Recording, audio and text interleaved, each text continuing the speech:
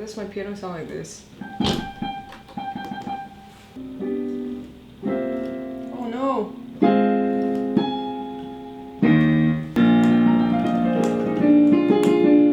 Okay, you know what? Never mind. I have failed.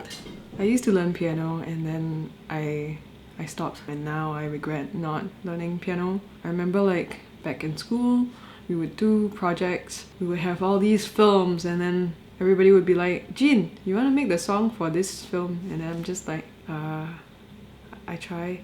You know, when music is done well in a film, it really elevates it, you know. So talking about film music, right? Recently I was going online. I mean, what else can I do? I'm stuck at home. And I was watching all these films, and then I came across one of them. My friends, they did it. I'm gonna talk to Ernie, and I'm gonna be like, can you please teach me, senpai? Hey, Ernie, what's up? I'm good. How are you? I'm good. I've just been so bored at home. I'm like, I was trying to play the piano just now and I failed. Why? I don't know, because like, okay, you know how like you learn all the songs, right? And then after that you stop practicing them, and then after that...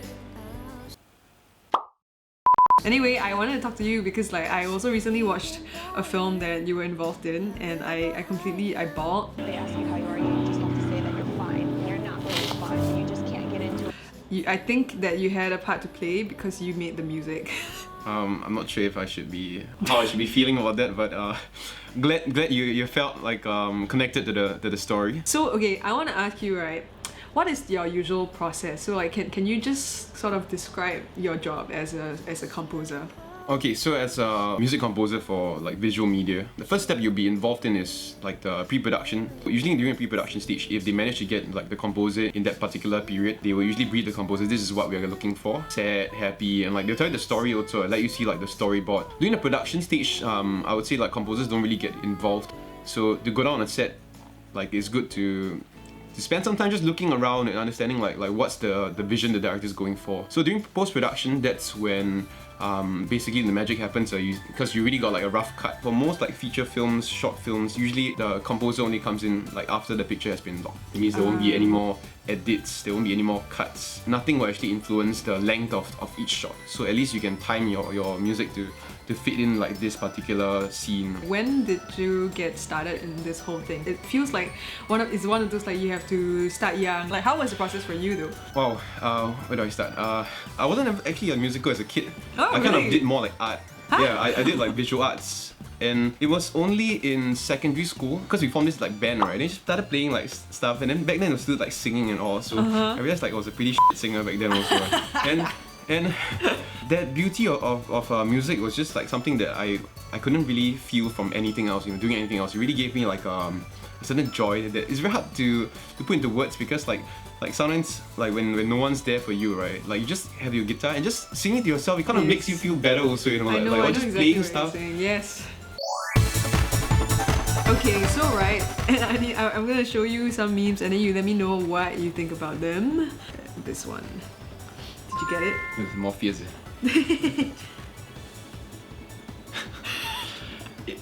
Yeah, that's kind of true. I think a lot of people don't realize like there are a lot of other classical composers out there. Yeah, it's true. Like, yeah, even the more like obscure melodies and all, like that melody itself, right? It wasn't even written by like Beethoven or Mozart, and like there's so many other pieces of music which are so overlooked because people only tend to think like, oh, Beethoven and Mozart. Okay, next one. Okay, this one. Right, fire away.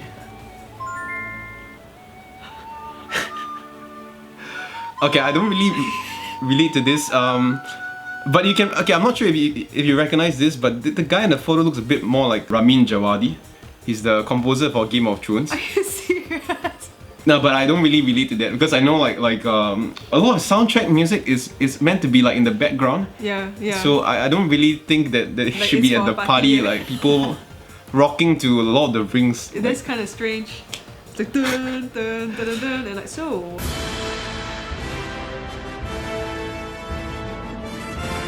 I guess it's if a Halloween party, maybe that's still possible, or like a themed party. Right. All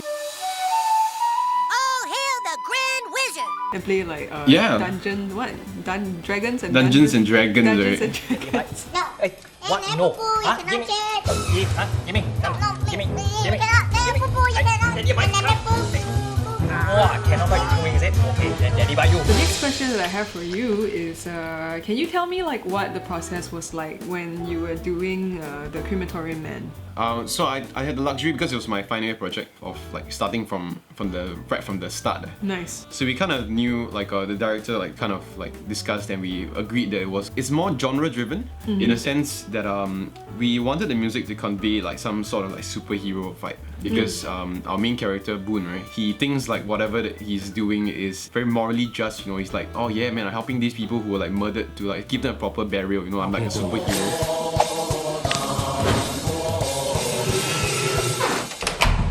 That's why the music was a bit more like driven by like jazz, like Incredibles, James Bond kind of feeling. Like all the So trumpets. yes. So we wanted to give like that big band sound Nice.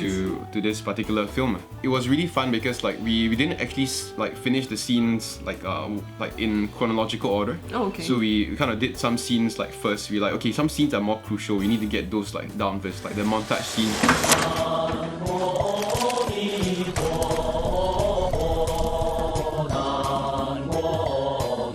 And subsequently it became piecing it together, all the different scenes until you have like the final piece, which is basically like all the music laid over. I think it's interesting because like when the film started, it was so obviously like a funny film with all the big band elements that you were talking about. But then later on, when everything just hit the fan, right, you know, that's when I also noticed that the music changed.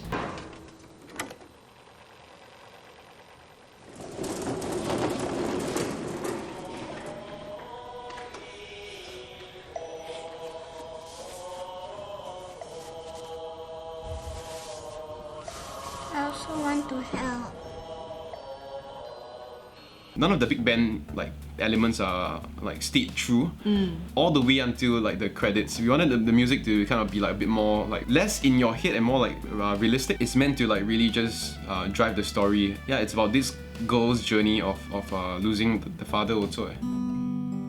So, what is like a secret ingredient that you have, you know, like if let's say when you start work and all that, if you come across a block or something? This is a funny thing, like I think people don't realize that as creatives, right, you can't really wait for inspiration to hit you. One of the things that has helped me a lot is just discipline. It's just whether you have work to do or no work, you're gonna be coming out with music like every single day. You're gonna be working on something, so Nice. it kind of keeps your brain active. Like in a sense, if inspiration hits, right, at least you're ready for it, you know, rather than Yeah. like, oh, it's here, like quickly get me some paper or like get us my recorder and start recording, start humming some melody. So, I mean, okay, if you were to go back to when you were younger, when before you even started playing music, like what would you say to your younger self?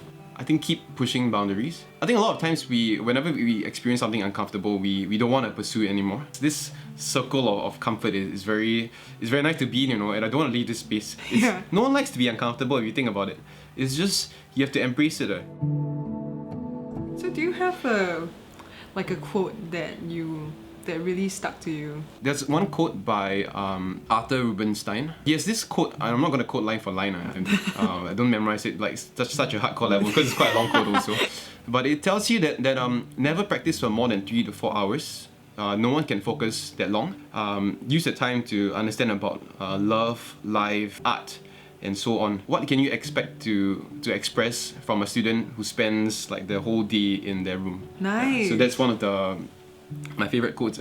Alright, thank you so much for joining me on Zoom and sharing with me so much about music. I love that like we were geeking out and all that stuff, and I learned so much from you. So yeah, thank you so much It was fun. for coming on to this close-ups from home, and I will talk to you again soon. Yes.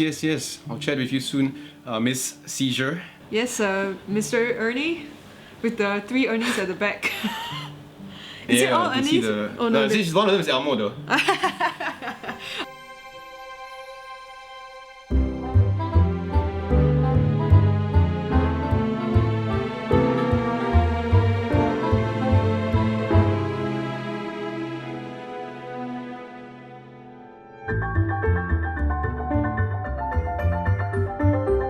Alright, Okay, bye.